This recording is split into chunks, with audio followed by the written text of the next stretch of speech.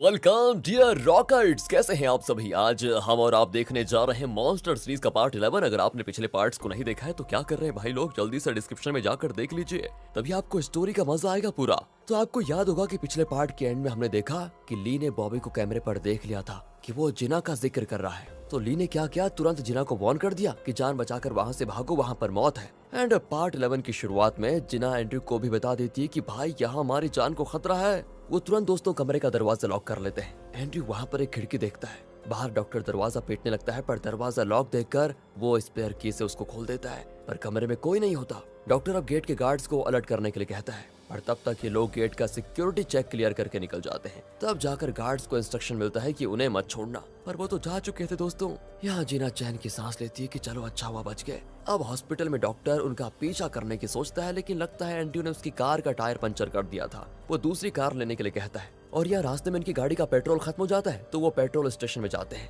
तब वो डिक्की खोलते हैं तो अंदर वो विटनेस होता है, मतलब इन्होंने उसको बचा लिया था। Very good. वो कहते हैं मुझे बाथरूम जाना है प्लीज, और तुरंत वो बाथरूम की ओर भागता है दोस्तों। इसी बीच वहाँ पर बॉबी आ जाता है और फोन पर डॉक्टर पर चिल्लाता है कि तुमने उसको जाने कैसे दिया, और वो लोग किस रास्ते से गए हैं, मैं उसी रोड पर हूँ, जल्दी बताओ। इस तरह दोस्तों वो जोर से बातें कर रहा होता है कि तभी विटनेस बाथरूम से बाहर निकलता है। बॉबी उसको देख लेता है और फोन पर कहता है कि फिक्र मत करो, मैंने उसको देख लिया है। विटनेस यहाँ से डर कर भागता है और एक गाड़ी के नीचे आकर वहीं पर मर जाता है। और अब बॉबी जिना और एंड्रयू को भी नहीं छोड़ता और कहता है कि तुम लोग इसके लॉयर्स हो ना, तुमसे भी मुझे पूछताछ करनी है। एंड्रयू कहता है देखिए मुझे कॉल करना है अभी। बॉबी हंस देता है कि वाह, तुम जिसे चाहो कॉल कर लो बेटा, मेरा कोई कुछ नहीं बिगाड़ सकता। पर दोस्तों जब एंड्रयू जेजे का नाम लेकर बात करता है तो बॉबी चौंक जाता है कि तुम्हें जेजे ने भेजा था। अब अगली सीन में बॉबी, नाथन, जेजे और उसका बॉडीगार्ड बैठे होते हैं। बॉबी जेजे से पूछता है कि तुमने उन दोनों को हॉस्पिटल क्यों भेजा, बताओ ऐसा क्या था जो तुम विटनेस से जानना चाहते थे। जेजे कहता है कि असल में मुझे तुम पर शक है। उस विटनेस ने केन्या के पति को डोडो ग्रुप के लैब में हो रहे लीकेज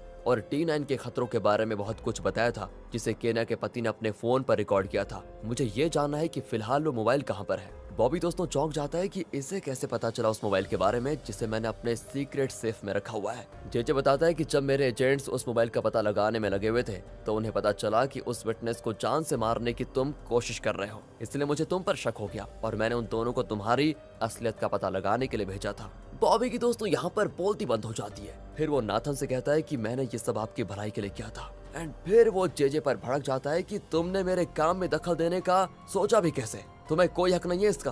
कहकर वो गुस्से में अपने दांत पीसकर बाथरूम चला जाता है दोस्तों। नाथन कहता है तुम बॉबी पर शक मत करो, वो कई सालों से मेरे साथ काम कर रहा है। एंड दोस्तों तब जेजे अपने बॉडीगार्ड को एक नजर देखता है और वो इशारा समझकर उठकर बाथरूम जाता है और बॉबी को घूरने लगता है। फिर क्या था, उसको देखकर बॉबी उस पर हमला करने की कोशिश करता है, लेकिन बॉडीगार्ड उसकी ऐसी धुलाई करता है कि क्या बताएं, और कहता है मैंने पहले क्रिमिनल स्क्वाड में काम किया है बेटा, और मैं तुम जैसे हजारों गैंगस्टर्स को ठिकाने लगाने में माहिर हूँ समझे। अगर आइंदा जेजे के सामने एक भी शब्द कहा तो वहीं पर खत्म कर दूंगा। दूसरी ओर एंड्रयू और जिना कैफे में बैठे होते हैं। तब ली कॉल करता है और पूछता है तुम ठीक तो हो ना। जिना कहती है हाँ मैं ठीक हूँ, वैसे तुम्हें मेरी इतनी फिक्र क्यों है। ली कहता है वो कुछ नहीं है, तुमने मुझसे उधार लिया है ना, और अगर तुम वो उधार दिए बिना ही वापस ऊपर चली गई स्वर्ग में तो फिर मेरे पैसे कौन लौटाएगा। दोस्तों जिना भी कहती है चुपचाप फोन रख ले, और कॉल काट देती है। एंड्रयू पूछता है एक बात बताओ, क्या तुम्हें ली ने बताया था कि हॉस्पिटल में तुम्हारी जान को खतरा है। जिना कहती है हाँ। एंड्रयू को दोस्तों यहाँ पर शक हो जाता है कि ली को कैसे पता चला होगा।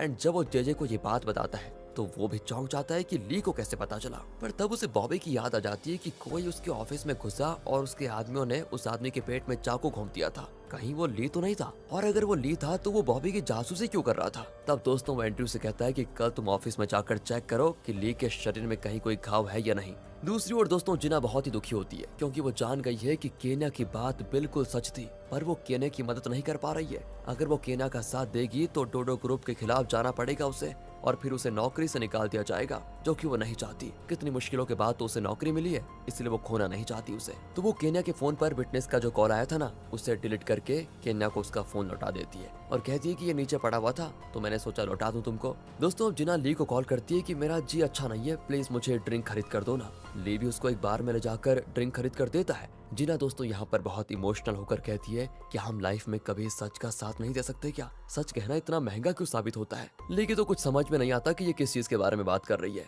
वो जिना को शांत कराना चाहता है, लेकिन जिना तो नशे में होती है और ली के कंधे पर सर रख लेती है। ली उसे घर छोड़ने के लिए उसे लेकर निकल रहा होता है कि तब वहाँ पर एंड्रयू आता है। वो कहता है कि जिना को मैं ले जाऊंगा। ली कहता है इसे ड्रिंक मैंने पिलाया था, घर भी मैं ही छोड़ूंगा, समझे।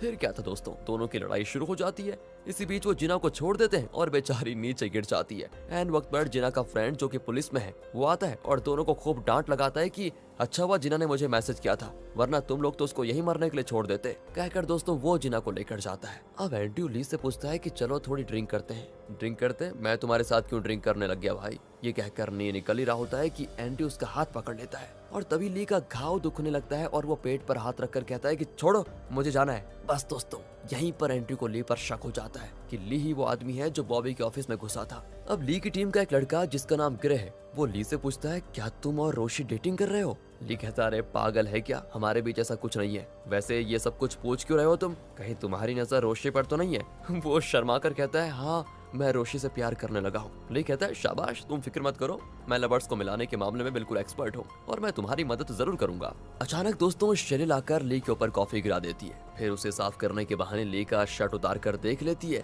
कि ली के पेट में बैंडेज बंधा हुआ है। असल में उसने जानबूझकर ऐसा किया था क्योंकि दोस्तों एंड्रयू ने उसे भेजा था यही चेक करने के लिए कि ली के पेट में चेक करो कि वहाँ पर कोई घाव है या फिर नहीं। वो वैसे भी श्योर था लेकिन और श्योर करना चाहता था। तब दोस्तों वो एंड्रयू को बता देती है कि हाँ उसके पेट में चोट है। एंड वो तुरंत जेजे को कॉल कर देता है कि बॉबी के ऑफिस में जो घुसा था वो ली ही था 100%। दूसरी ओर जेजे के बॉडीगार्ड ने भी ली के बारे में पूछताछ की थी जिसमें उसे पता चला था कि ली बॉबी के क्लब में बारटेंडर का काम कर रहा है, शायद ये उसका कोई सीक्रेट मिशन है।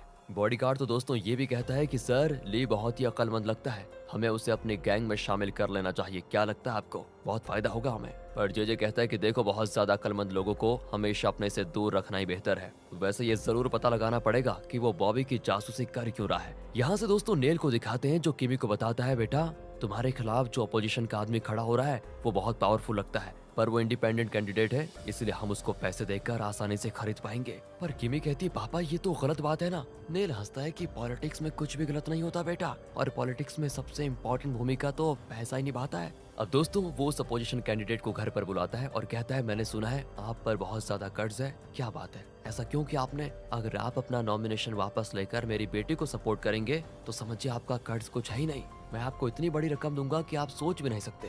पर दोस्तों वो एक नेक इंसान मालूम होता है और कहता है मुझे आप पैसों से खरीद नहीं सकते, याद रखना। लेकिन जब नेल रकम बताता है तो बस उसका मुंह खुला का खुला रह जाता है, उसकी नेकी खत्म। दोस्तों नील कहता है थोड़ा टाइम लेकर जरा सोच कर बताइए। पैनी भी दोस्तों वहाँ पर होती है और वो सारी चीजें सुन रही थी। एंड जब वो ली को ये सारी चीजें बताती है ना तो वो शॉक हो जाता है कि नील के पास इतनी बड़ी रकम कहाँ से आई। अब पैनी पूछती है ये तुम बन ठन कर कहाँ जा रहे हो? ली कहता है काम पे जा रहा हूँ। और कहाँ? पैनी पूछती है काम पे? तुम्हें उस क्लब में नौकरी मिली कैसे? ली कहता है सब रोशी का कमाल है, मैंने उसे अंडरस्टिमेट किया था पर वो तो बहुत ही काबिल और हिम्मत वाली निकली। यहाँ फ्लैशबैक में दिखाते हैं कि जब रोशी उस क्लब में काम कर रही थी तो एक क्लाइंट ने दूसरी लड़की को टॉर्चर किया था और कहा था कि कहाँ है बॉबी, बुलाओ उसे। रोशी ने उससे कहा कि चुपचाप उस लड़की को जाने दो। क्लाइंट कहता है कि ठीक है इसे छोड़ देता हूँ पर तुम्हारा बुरा हाल करने वाला हूँ मैं। पर दोस्तों इससे पहले कि वो आगे बढ़े रोशी ने उसे उठाकर जमीन पर पटका और उसे गला दबाते हुए कहा कि आइंदा किसी लड़की पर हाथ मत उठाना वरना हाथ तोड़ दूंगी। बस दोस्तों उसे उस समय देखकर बॉबी बिल्कुल इम्प्रेस हो गया था। उसने रोशी को अकेले में बुलाकर उसकी हिम्मत और फाइटिंग की खूब तारीफ की थी। वो रोशी से पूछता है कि तुम्हें और क्या क्या आता है। रोशी उसे कई बातें बताती है।